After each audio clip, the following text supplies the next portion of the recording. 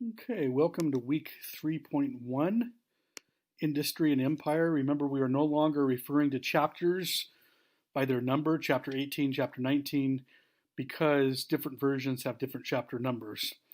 Uh, but Industry and Empire is a chapter that's virtually identical. I now have three versions, um, and it has a different chapter number here and there, but it's the same basic chapter.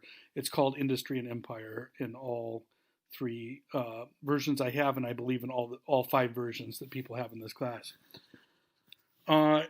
Just one. If you're supposed to read the chapters first and then listen to this lecture, but if you're listening to this lecture first, or you're trying to skip reading the chapter, that's up to you. Believe me, it will be noticeable to me in the assignments. But I do want to warn you, if you're doing it in reverse, or if you're planning to read the chapter later, there is some imagery of lynching in this chapter, which is difficult to process. Although the chapter makes very, very powerful point about the landscape of racism that resulted in the lynching of African Americans and Jews and other peoples. But just wanted to warn you of some of that imagery that appears in this chapter.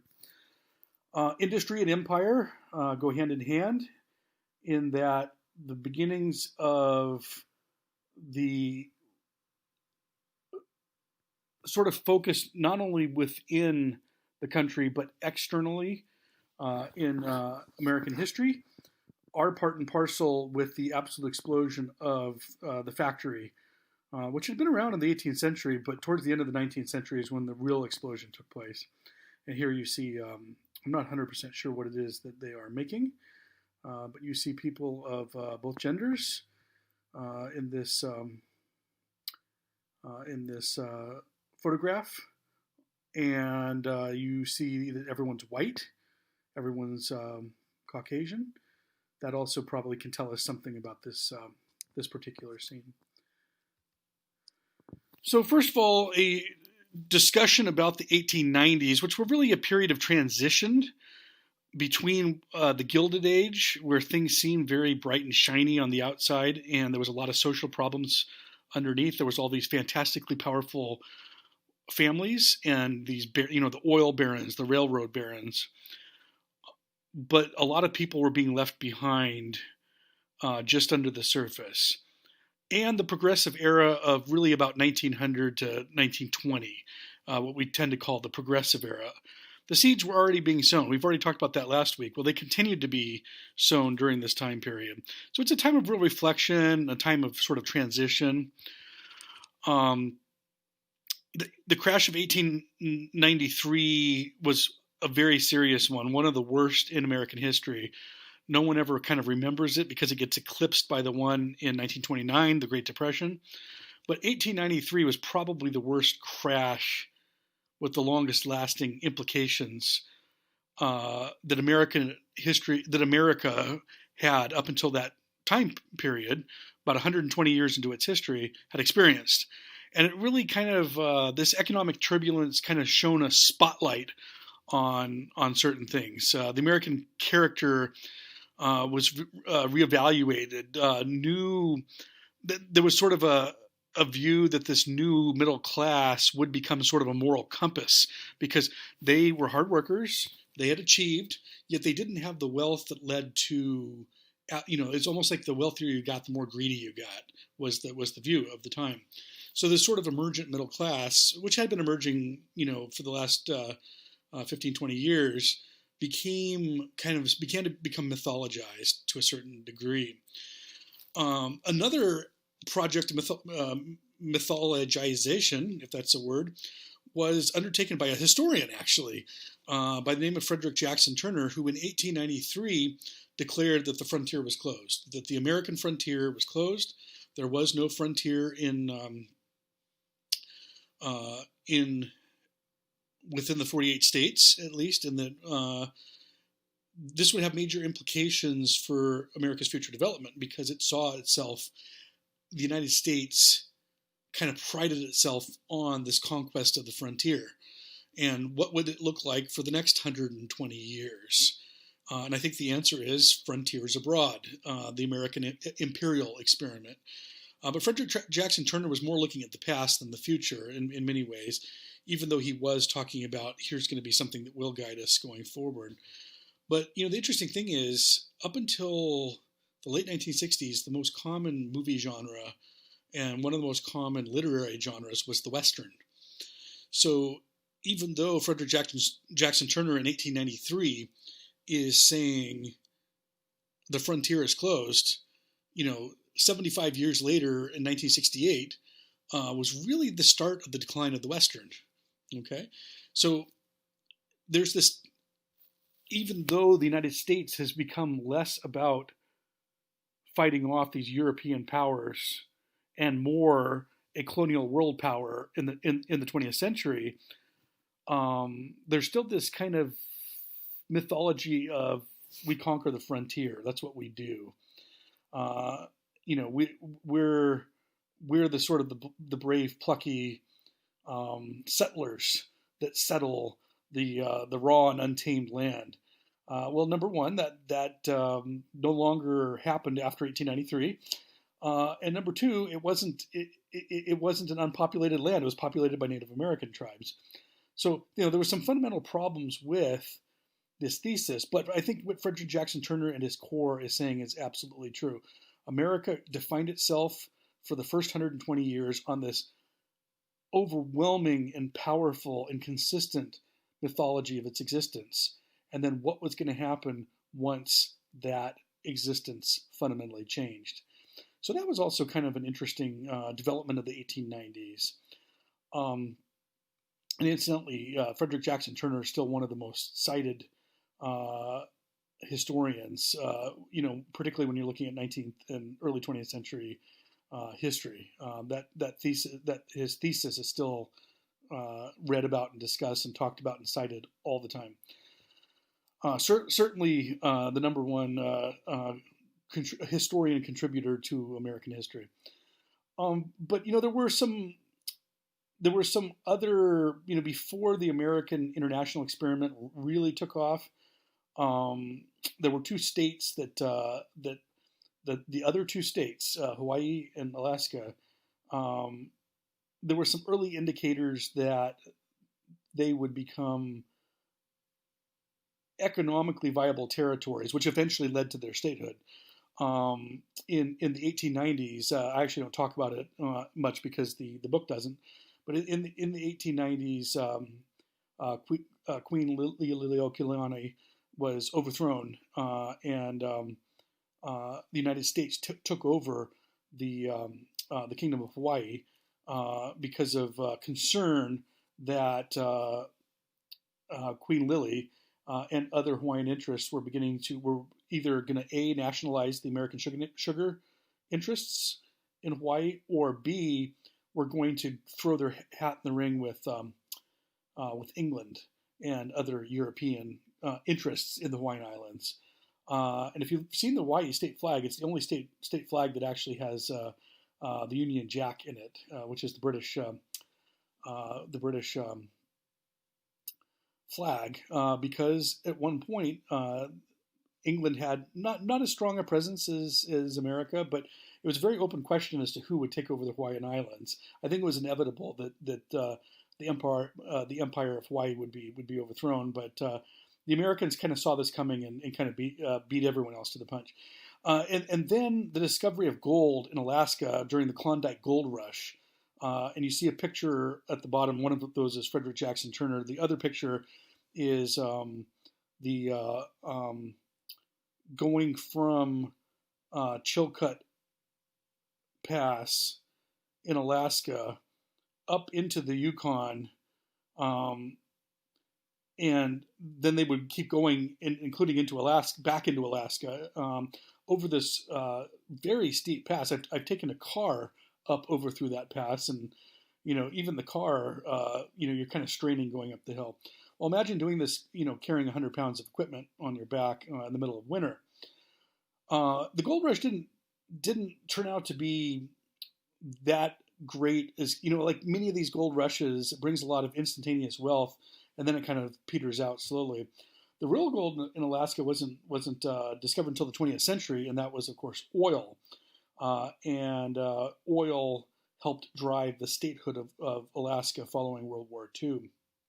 So there were still some continental frontiers to be explored, most notably in Alaska. However, there was an increased view towards extra continental, outside of the continent expansion, most notably to islands such as the America Samoa and islands throughout the Pacific, although in the Caribbean Sea as well, the American Virgin Islands and a few other places like that.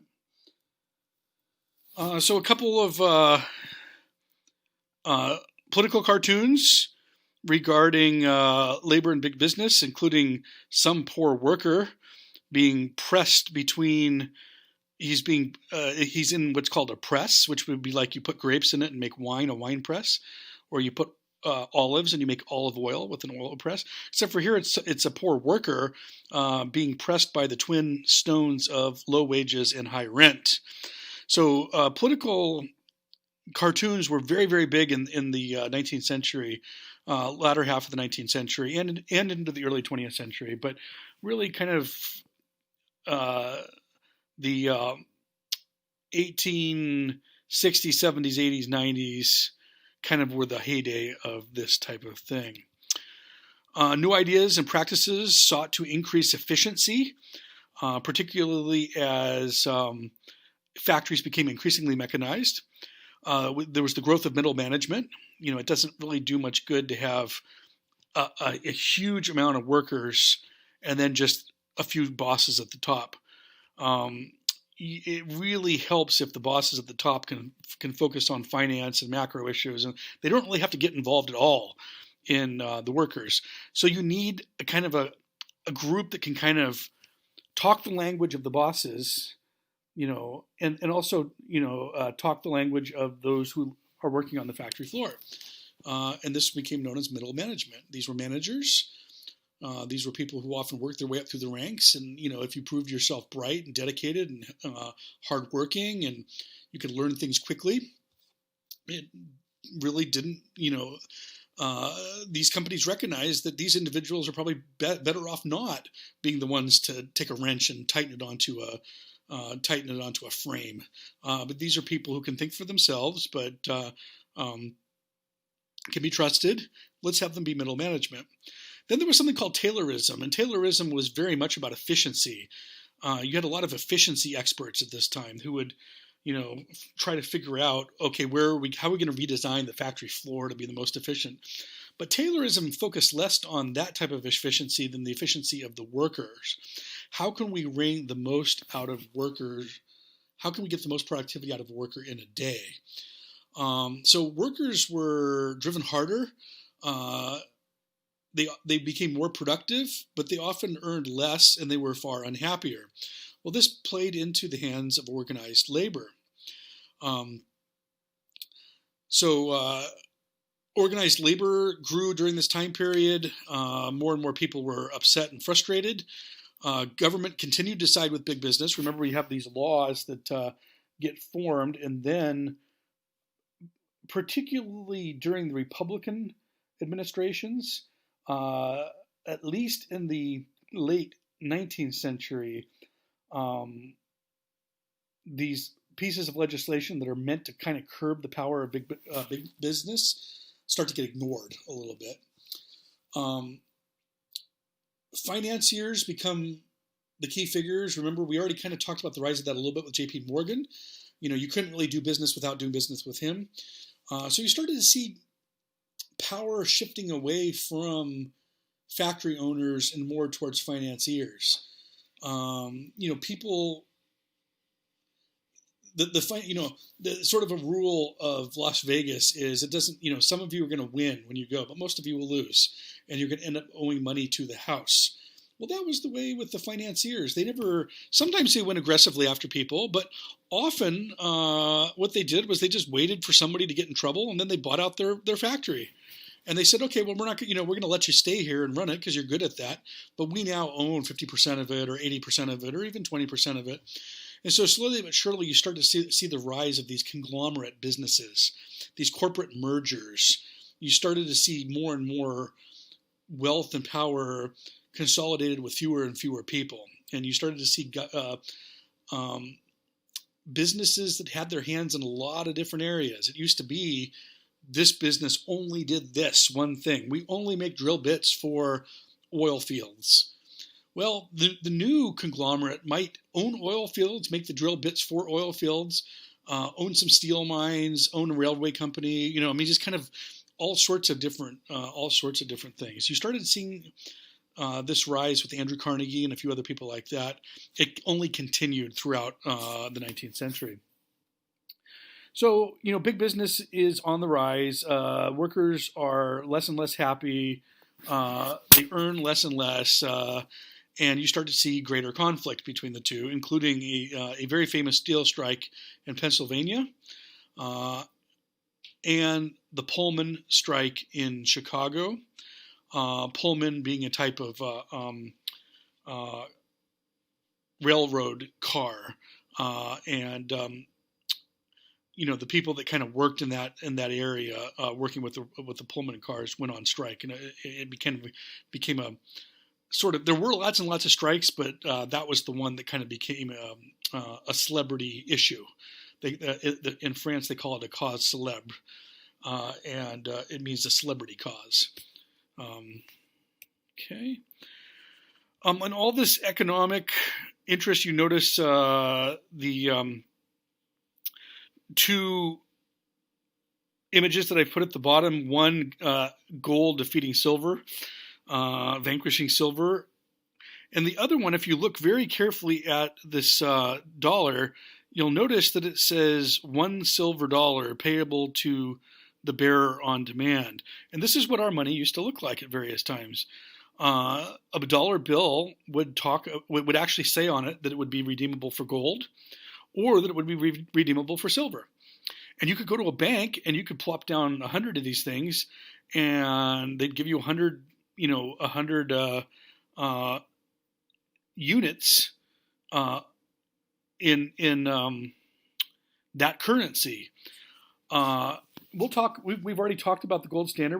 We'll continue to talk about it as the quarter progresses, all the way up through and including Franklin Delano Roosevelt. But just keep in mind that the sort of the notion of what do we do with our money, how do we make the best decision for the future of the United States and its growth potential when it comes to gold, silver, bimetallism, or completely removing yourself from any sort of metallic standard, which is where we are today. You cannot take a dollar bill and go demand a silver or a gold dollar in a bank. It's purely symbolic, our money today. So once again, the issue of paper money guarantees dominated political discourse. Particularly every 4 years during election, it became a big deal during election. Gold-backed notes were good for trade and resulted in lower prices, which consumers liked, but it hurt farmers and drove up interest rates. Notes backed by silver, on the other hand, allowed more money to be circulated. There's a lot more silver than there is gold, which drives down interest rates, but often results in inflation.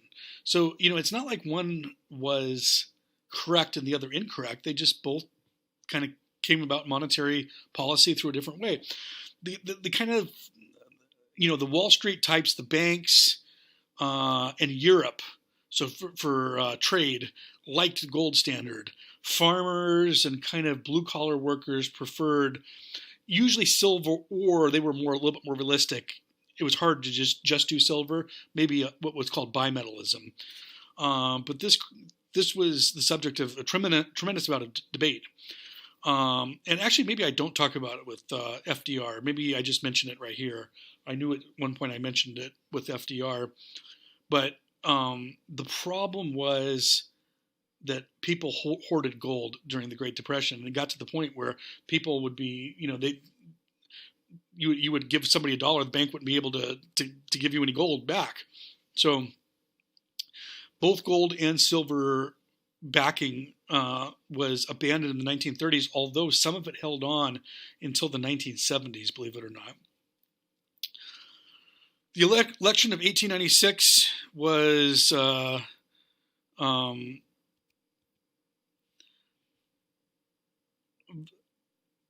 fought between the people espousing gold and silver, William Jennings Bryan and William McKinley. Basically, you had on one side the Democrats and the populists, who appealed to rural Southern and Western voters, a lot of farmers, a lot of people living in the South, a lot of people living kind of more in the country, people who supported silver, and the Republicans who appealed more to the northern voters, the urban voters, people living in cities, the more internationally minded voters, and they tended to promote gold backing. William Jennings Bryan, who gave a famous speech called the Cross of Gold speech, which, we shall not, why should we sacrifice ourselves on the cross of gold?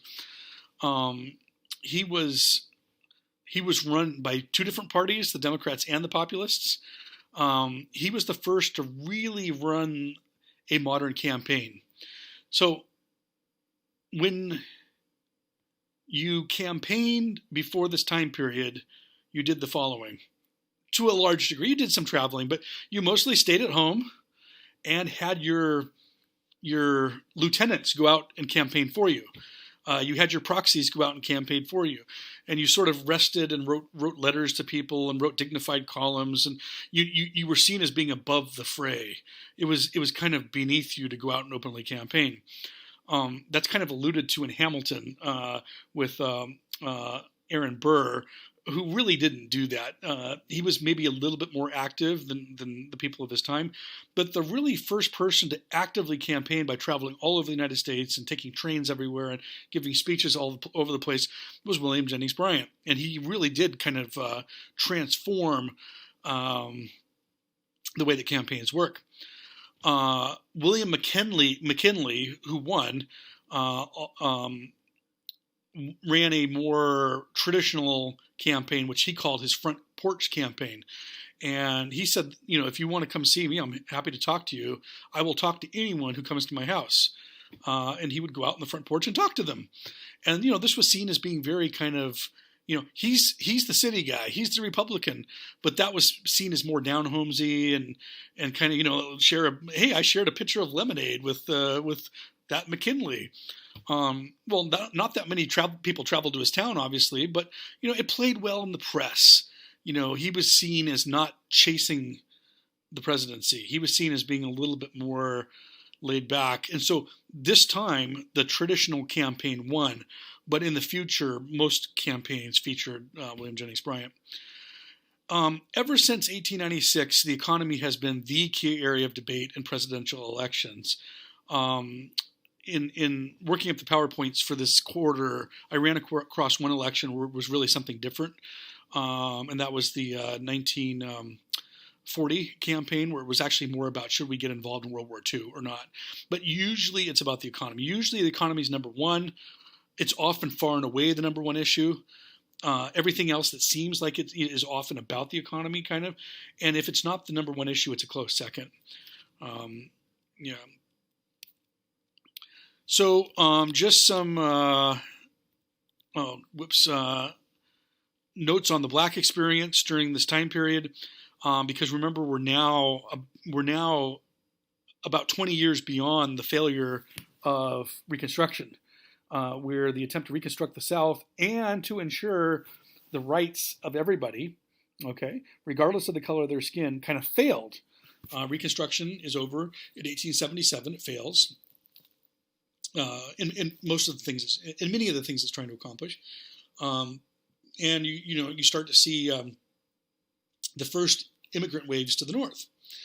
So the failure of Reconstruction of the South results in new forms of racial oppression. The Supreme Court case Plessy v. Ferguson, which is actually in 1896, not 1986. Plessy v. Ferguson involved it's kind of the Rosa Parks of its time. It was a guy had bought a first class ticket. He had been sold a first class ticket by a white employee at a train station with a train company, and then we went to take a seat. they said, you can't be in first class. Get back to third class where you belong. And he said, look, I bought this ticket. And they said, we don't care. So a court case resulted, and it went all the way to the Supreme Court. And the Supreme Court, in one of its worst hours, one of its least forward-thinking hours, I believe it was by a vote of 8-1, if I remember correctly, provided legal backing for Jim Crow laws, Jim Crow being these racist laws, and said, hey, as long as it's separate, as long as it's equal, it can be separate. So if you make it equal, it will be separate. But who enforces this? It's going to be the people who are making the separation required, and they're not going to make it equal. And so from 1896, what 1896 did was it institutionalized this baloney separate but equal, where they're taking very seriously the separate, but they're not taking very seriously the equal law. And it's being enforced by local and states, many of which, and probably mostly in the South, but also all throughout the country. And it's institutionalizing this form of racism. Okay, so it was a very kind of unfortunate, the Dred Scott decision, Plessy versus Ferguson. I personally think Citizens United are just kind of embarrassments for the Supreme Court of the United States that have led to all sorts of problems. This one involving race. Of course, the U.S. Supreme Court has made some very forward-thinking decisions, but we'll get to those in the 1950s. Voting rights were suppressed, segregation was the law of the land, and lynching occurred with frequency. Voting rights, you had to, in a very famous story, who knows if it's true or not, but it's the type of story that, if not technically true, it kind of sums up what was going on all over the country. First of all, a lot of Black Americans didn't vote, okay, because showing up to the polls to vote in some places was a very, very, very dangerous proposition. But there, were people that did, and people suffered violence, and other people were threatened but voted anyways. And in one famous story, like I said, I don't know if it's true or not, people were told, you can't vote unless you can read. We have a literacy test. So the guy said, I can read. Okay. And so they handed him a Chinese newspaper and says, what does it say? And he put it down and turned around and walked out. Okay. Realizing, they're not going to let me vote. They are not going to let me vote. Okay. It's not about fairness. It's not about literacy. It's about racism. Okay. So voting rights, segregation, having to have two different facilities, you can maybe eat at this restaurant, but you have to go get the food from the kitchen, different washroom facilities, different parts of town. You can't live in the suburb. If your skin is anything but white, you have to live over on this other side of town, things of that nature. And then lynching as well. Lynching being extrajudicial violence, usually involving hanging. Not always, but usually involving hanging. Not always directed at African Americans, but certainly Black Americans were far and away the largest group that was subjected to lynching in the American South, and a few other places too. Oklahoma, as we'll talk about, I think, next week, if I remember correctly. But Jews, there's a surprising number of Jews in the South were lynched. A few other people too, usually weren't lynched, but Catholics often, would sometimes have their businesses burned down, much like African Americans and Jews as well. I mean, there was a widespread intolerance for anyone who wasn't a white Anglo-Saxon Protestant living in the South. Race riots occurred, including the infamous Wilmington insurrection, and many Black Southerners moved to northern cities.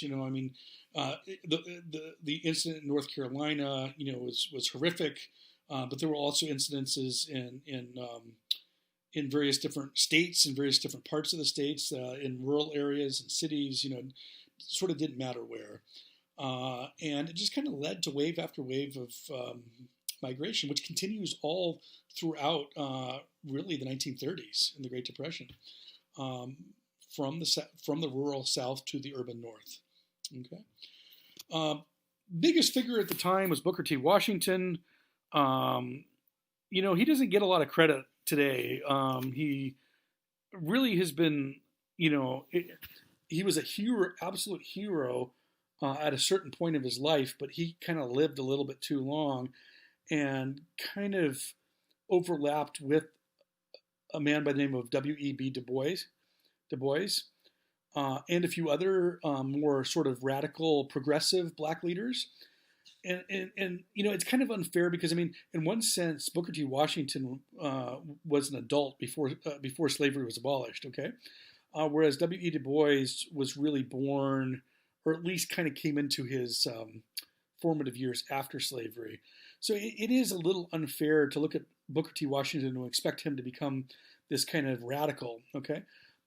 Yet at the same time, so in one sense we can say he was really impressive for his era and really was a leader who did say some controversial things and, risk, he lived in the South. He started Tuskegee in Alabama. The guy could have easily been killed. Okay. He risked a lot. Yet some of the things that he says by today's standards and even by the standards of the 1910s, when W.E. Du Bois rose, were a little unfortunate. He has something called the Atlanta Compromise, where he gets a bunch of black leaders to agree to white political rule and vowed not to agitate for equality if white Southern leaders would promise due process and basic human rights. He basically said, if you don't lynch us and you don't subject us to violence and you give us some basic human rights, we'll promise not to cause trouble. Okay. Well, that doesn't jive with the era of Martin Luther King, who was walking directly up to cops who, were tear gassing and setting the dogs on and beating people, and even W.E. Du Bois in the 1910s and 1920s. This was not something that they found very appetizing at all. But, it's part of a kind of a progression, I think. Booker T. Washington needed to bridge slavery with W. Du Bois, and that's what he did. So this is Plessy v. Ferguson. Or this is Plessy or Ferguson. I can't remember which one was which. I think this is Plessy was his name. Refusing to get out of first class. Here is the separate but equal waiting room for white only by order of the police department, Booker T. Washington, and the Wilmington race riots, where after they had a bunch of fun, burning down black businesses, beating black individuals, and even killing a few people, the white rioters posed for a photograph. That was very, very common during this time period. And a lot of these, incidentally, and including photographs of lynchings, were used as postcards that people would send to each other, which is just absolutely horrifying. The rise of labor during this time period, labor begins to slowly but surely become even more organized than it already is. As I already mentioned on an earlier slide, the federal government increasingly supports big business. In fact, even using the Sherman Antitrust Act to ban labor, certain aspects of labor organization, making the case that this labor outfit is becoming so strong it's providing a monopoly on the workers. So we're gonna ban certain activities. The Sherman Antitrust Act during the 1890s was actually being perverted for the interests of big business, which is completely opposite of what it had been intended for. The decade saw the emergence of new organizations, including the AFL, the American Federation of Labor, which would last. It's still in existence today. It merged with the CIO to become the AFL-CIO, which was very, very big in the 1950s and 1960s. But more federal, sort of more national labor organizations rather than just local and state ones. Key labor figures gained experience during this era, including Samuel Gompers. You see him there on the bottom, and then Eugene Debs, who would go on to start the industrial workers of the world, and kind of gained his experience during the Pullman strike. You start seeing these union seals, so if you were buying something with a union seal, you could feel good about yourself, knowing that you were supportive of labor and not big business. Well, okay, so now we're getting to the imperial empire aspect of the chapter's title. It was very controversial what would happen after 1893 when we no longer really have any internal. The Indian Wars were gone. Almost all Indian groups were living, had been quote unquote pacified, which basically meant starved, beaten, relocated, or out and out killed until they were basically living in abject poverty with no way of taking care of themselves and completely reliant upon government food and subsidies and goods and stuff like that. In fact, the last group that agitated and quote unquote went on the warpath was called the Bannocks, which who's ever heard of the Bannocks? Well, there's a reason why. They're a very, very small minor tribe in the West. But they kind of, went on this like 3-day rampage and killed 6 people. And, it terrified like the Western half of the United States for 3 months. But by this point, really, it's over. Okay. The westward expansion and the genocidal properties of it, were now in the past.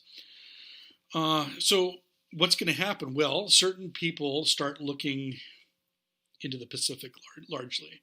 The Atlantic is kind of, the European Ocean. Now, stay out of the Caribbean, stay out of the Western Hemisphere. The Monroe Doctrine of the, like the 1820s, late teens, 1820s, somewhere around in there, basically says stay out of the New World, stay out of Latin America and South America. This is our hemisphere. Okay, Europe can do whatever you want in the old world. Stay out of the Americas. Well, most of Latin America was independent, and you started seeing some opening up of trade. We'll talk about that. I don't know if that's I don't know when that comes. It's either next week or next class period. But the Pacific was seen as a vast cash cow, particularly the one country that everyone knew was the holy grail for trade, and that was China. Okay, with its 700 million people at the time. Okay, and in fact, the first person to recognize this was Napoleon Bonaparte. And he also was the first to recognize that they were going to be, as he called them, they were a sleeping lion. It can just be very, very, very careful not to step on their tail. Was his statement? China is a sleeping lion. Everyone must be very careful not to step on their tail. Now he was probably 150 years ahead. He was way too early in that assessment because during the 19th century, China did not see any shortage of interference and in some cases conquest of its coastal cities by European countries. Okay, McKinley was very, very smart. He was a very, very smart politician. The only reason we don't know more about him as a president is he got assassinated just about a month or so into his second term. So he was really only a 4-year, but boy did he lay the seeds for a lot of stuff that eventually. I also think he gets a black eye a little bit because of some of his pro big business, but he really understood the possibilities. He was very conflicted about imperialism because he understood more so than any other president before the possibilities of expansion into the Pacific and also its dangers. And he was a little conflicted as to what he was going to do about it. But he basically outnegotiates most of the European. It used to be that different European groups had taken over kind of different Chinese cities. Now they hadn't really taken it over, but they'd basically gone there, set up shop, and threatened the Chinese. And so if you wanted to do business in certain ports, you would come into a port where the British actually had most of the ports, but the Portuguese had a port, the Dutch. You'd kind of have to pay their export and import taxes. So other countries, if you came into a port where the British held sway, you'd have to go through them as a middleman. Well, McKinley kind of got everyone together and, kind of got the United States exempted from this. Because I think everyone understood that the United States was another cash cow. And so they didn't really want to kind of anger and frustrate the United States. So the U.S. got free trade with China. They were the only country that could go to any of these ports and basically experience free trade. Now, it didn't last for very long, but it was called the open door policy, and it was one of the first examples of what we now today call neoliberalism, which is we also call free trade. Okay, it's really been the way of doing things since World War II and even before. But this is an early key example of it in a kind of the modern sense.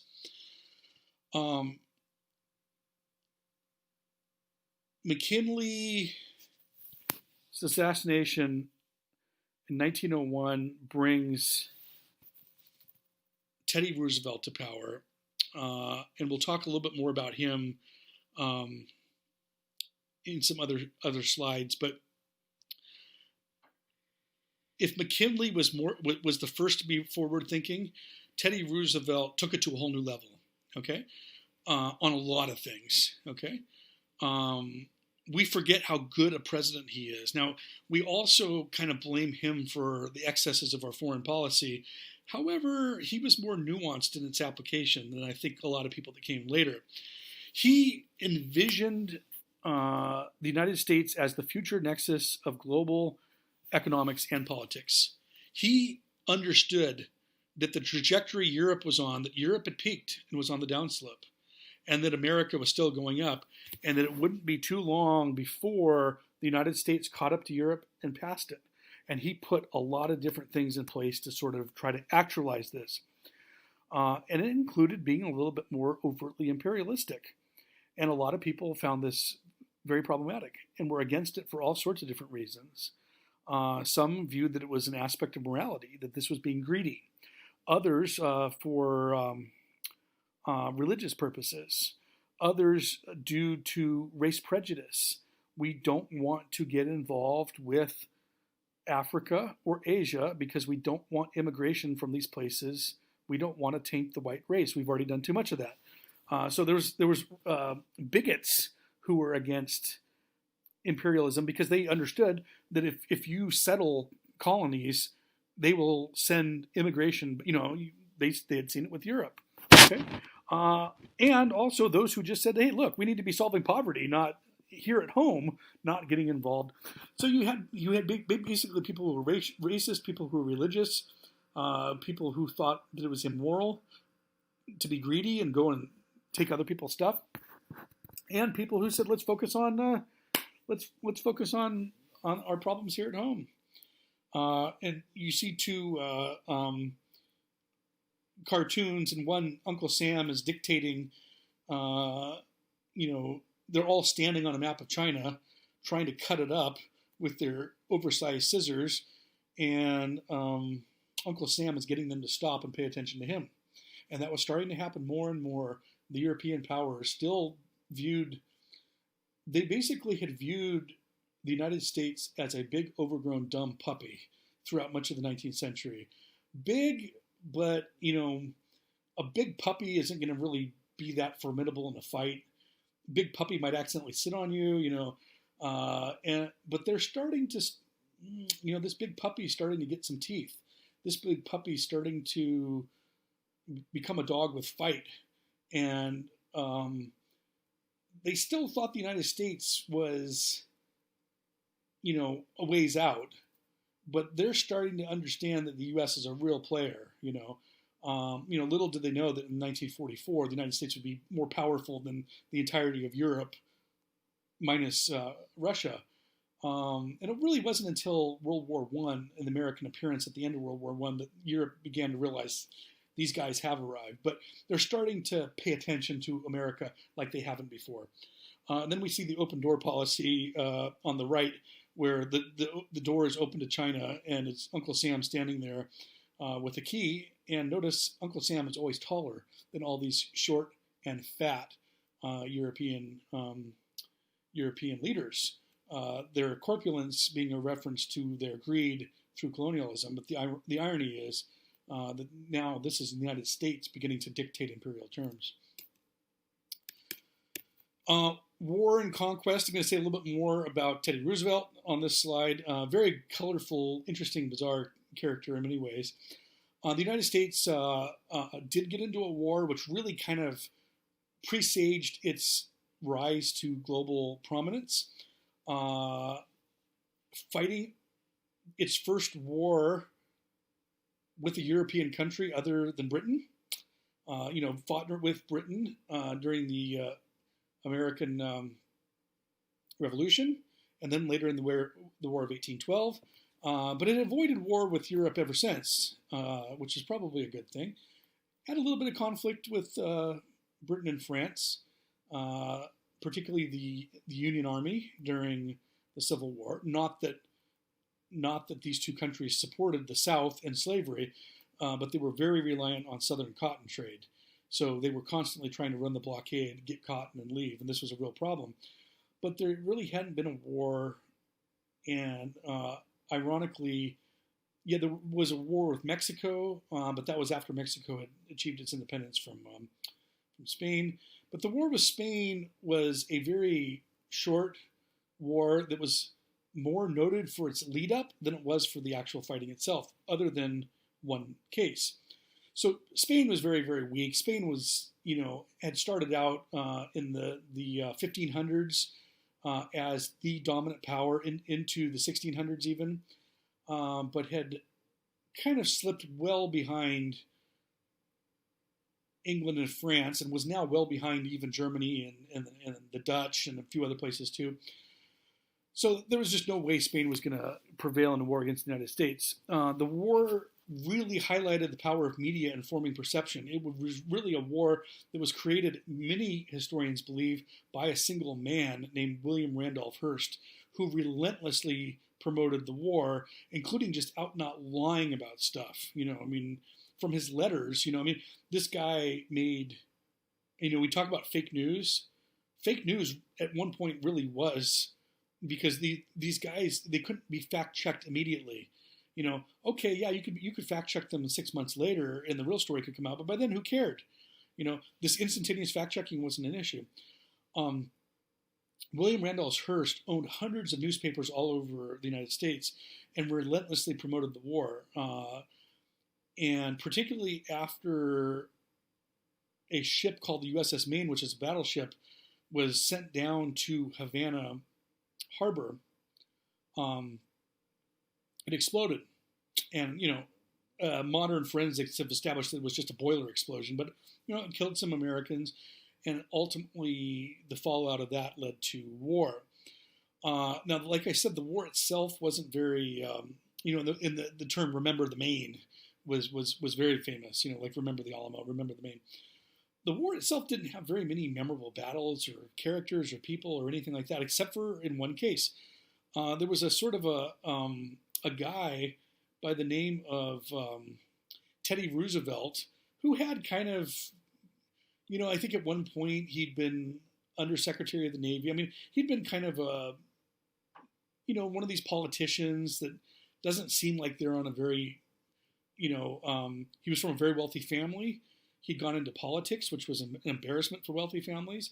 He had done okay. He'd risen to a certain level, but it kind of seemed like he had been kind of stalled out to a certain extent. And so when the war broke out, he formed his own group. You could do that back then, particularly if you had money and name brand recognition. They went to San Antonio and trained. They were cavalry. They called themselves the Rough Riders, and he became a star following the charge up San Juan Hill. Now, I've heard two stories, and a lot of this the press was so untrustworthy, you didn't know what to believe. But, it's either that a bunch of some people got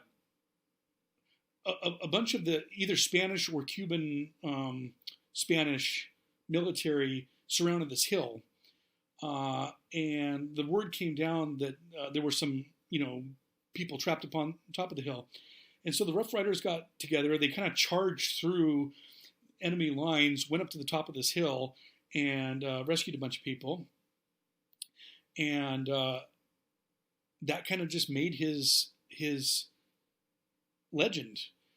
It was written about in newspapers. Somebody painted it that was supposedly there, although it was painted like a year or two later. That one of those types of things. There's all these kind of stories swirling around about it, but it doesn't matter. It made him a celebrity. The very papers that promoted the war needed to sell it as a heroic endeavor, and the hero that they chose to make was Teddy Roosevelt. And boy, did he know how to milk it. In very short order, he basically goes from being a politician that's not much is known about, kind of seems to be stalled out. He runs for police chief of New York and wins, and sort of cleans up corruption and shows that he does a good job at that. Gets chosen to be vice president, kind of one of these surprise vice presidents that doesn't have very little experience on the national stage. And then just like a couple months into McKinley's second term, McKinley gets assassinated, and suddenly he's president. But the main important thing about the war is not the war itself or the lead up to the war, which is more important than the war itself, but what came out of the war, which is that the U.S. gains Puerto Rico, Guam, and the Philippine Islands. The latter two, which helped sow the seeds with conflict with Japan, because Japan defeats China in 1895, 3 years before this, and 7 years after this, in 1905, they defeat Russia. So all of a sudden now, America, right at the sort of the cusp of the 20th century, America gains a bunch of territory in the Pacific, including the Philippines, and Japan is also gaining territory as well, and you start to have a power on each side of the Pacific that's very conquest and imperial minded. So the U.S.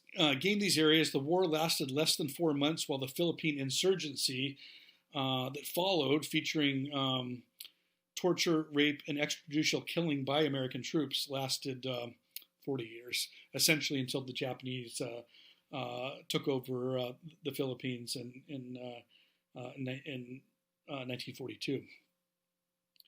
So America discovers that whereas defeating European powers and gaining their possessions is one thing, holding on to these possessions is another, as the Philippine insurgency demonstrated. The U.S. also took the opportunity to annex the Hawaiian Islands after deposing the Queen, I mentioned that earlier, and helped defeat the Boxer Rebellion in China. The Boxer Rebellion was a nationalistic Chinese movement that sought to kick out the European powers and the United States from coastal China, which ultimately failed. This is the wreckage of the USS Maine in Havana Harbor. The Rough Riders directly below it with Teddy Roosevelt with sword aloft. A ditch of bodies that had been slaughtered in the Philippine insurgency. This was probably America's first application of what they had done to internal enemies with the Native Americans to external foes, which continues off and on to this day. We're here to liberate you. Die. And then, of course, Queen Liliuokalani of the Hawaiian Islands, the last queen. And that is it for Chapter 3.1, Industry and Empire.